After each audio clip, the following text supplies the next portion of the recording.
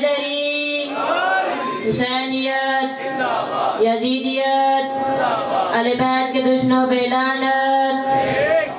صلوات پڑھیں بآواز بلند۔ اللہم صلی علی محمد وآل محمد۔ اپنی کم علمی کا مکمل اعتراف کے ساتھ اور باب مدینہ العلم سے ملنے والی خیرات پر مکمل اعتماد کے ساتھ میں جتنی دیر گفتگو کروں میری زبان سے نکلنے والا ایک ایک لفظ وصول کیجئے گا، اور اگر وصول ہو جائے تو بس اتنا بول دینا کہ مجھے یقین ہو جائے کہ میرا خطاب علی کو سوچنے والوں سے نہیں بلکہ مظلوم کربلا کے ان نظرداروں سے ہے جو گلی گلی شہر شہر یزید وقت کی آنکھوں میں آنکھیں ڈال کر یہ کہتے ہیں کہ لگائی جاتی ہے ماتم پہ پابندیاں جتنی، لگائی جاتی ہے ماتم پہ پابندیاں جتنی، صدائیں اتنی سینوں سے بلند ہوتی ہیں، شبیر کے ماتم کو فتحوں سے روکنے والوں ہوائیں بھی کہ مٹھی میں پابند ہوتی ہیں۔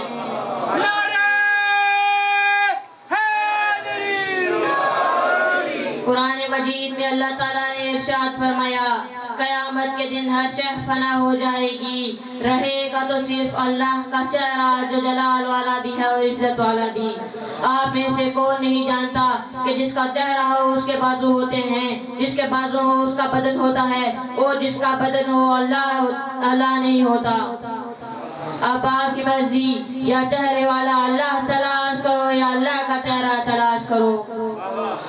کوفے کا ممبر تھا، علی ابن ابی طالب نے خطبہ دیتے ہوئے قرآن کی آیت پڑھی۔ صحابہ نے پوچھا مولا وہ اللہ کا کون سا چہرہ ہے جو باقی رہے گا؟ میرے مولا علی نے ممبر کی بلندی سے بیٹھ کر فرمایا اے لوگو جسے موت کے بعد بھی موت نہیں وہ اللہ کا چہرہ میں علی ابن ابی طالب ہوں۔ مردے جگانا کبھی سورج ابارنا، مردے جگانا کبھی سورج ابارنا، ایک ایک صرف تجھ میں ہے پروردگار کی، دنیا سمجھ رہی ہے فضائل جنہیں تیرے یہ جلکیاں ہیں تیرے میسم و تمار کی۔ کائنات کے سارے ملا بھی اکٹھے ہو کر یہ ثابت نہیں کر سکتے کہ آدم کے سجدے کے انکار کے علاوہ ابلیس کی کوئی اور غلطی بھی ہو، کوئی کرمینل ریکارڈ موجود نہیں تھا۔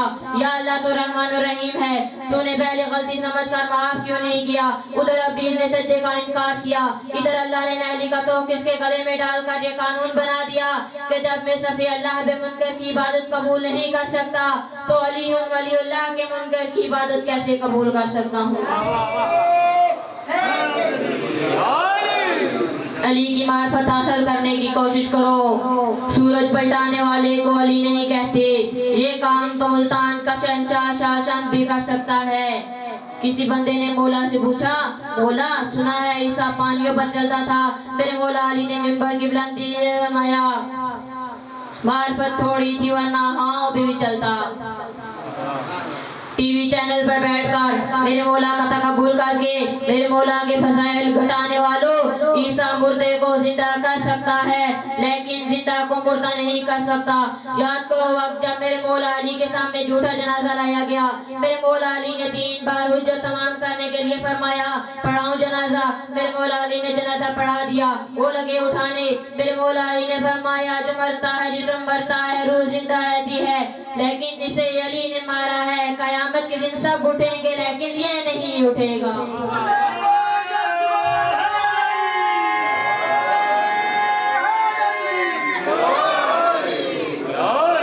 شجر جب حلف زن ہوتے ہیں تو اونچے بول پڑتے ہیں، شجر جب حلف زن ہوتے ہیں تو اونچے بول پڑتے ہیں، علی کا ذکر آ جائے تو شجرے بول پڑتے ہیں، علی کے ذکر میں یارو تقیہ غیر ممکن ہے، زبانیں چپ بھی ہو جائیں تو چہرے بول پڑتے ہیں۔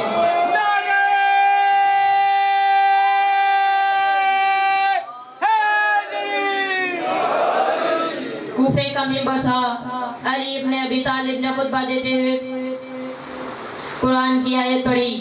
صحابہ نے پوچھا مولا صلوات پڑھیں بہت ابراہیم۔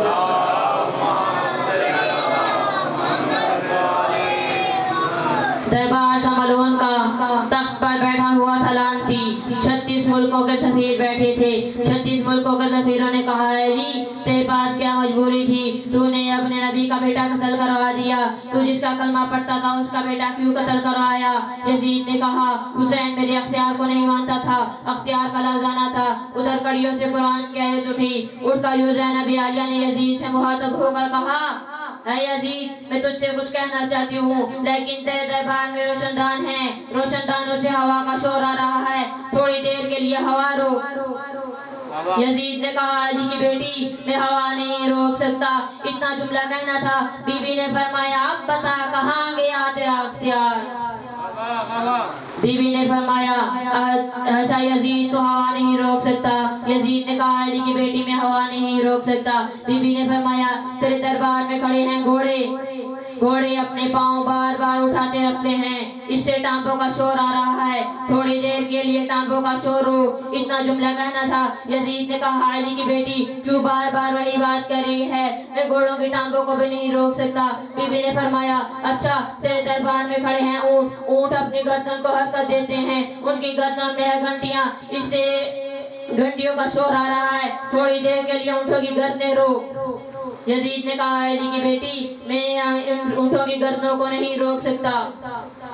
بی بی نے فرمایا اچھا ہے یزید تو کتنا بے بس ہے, تیرے جانور بھی تیرے اختیار میں نہیں. یزید نے کہا علی کی بیٹی کبھی تو کہتی ہے ہوا رو, کبھی کہتی ہے گھوڑوں کی ٹانپیں رو, کبھی کہتی ہے اونٹوں کی گردنیں رو. تجھے نہیں پتا یہ طاقتیں میری شریعت سے باہر ہیں. میں انسان ہو کے ہوا کیسے روکوں, میں انسان ہو کے گھوڑوں کی ٹانپوں کو کیسے روکوں, میں انسان ہو کے اونٹوں کی گردنوں کو کیسے روکوں؟ اتنا جملہ کہنا تھا. بی بی نے 2 قدم آگے بڑھ کر بی بی نے فرمایا خاموش ہو جاؤ. اتنا کہنا تھا کہ ہوا رک گئی. جس گھوڑے نے ٹانگ اٹھائی تھی اس نے نیچے نہیں رکھی, جس اونٹ کی گردن اٹھی تھی اس میں چمبش نہیں آئی, ہوا رک گئی. جس کی آنکھ کھلی تھی اس کی بند نہیں ہوئی, جس کا ہاتھ اٹھا تھا اس کا نیچے نہیں آیا. بی بی نے فرمایا اے یزید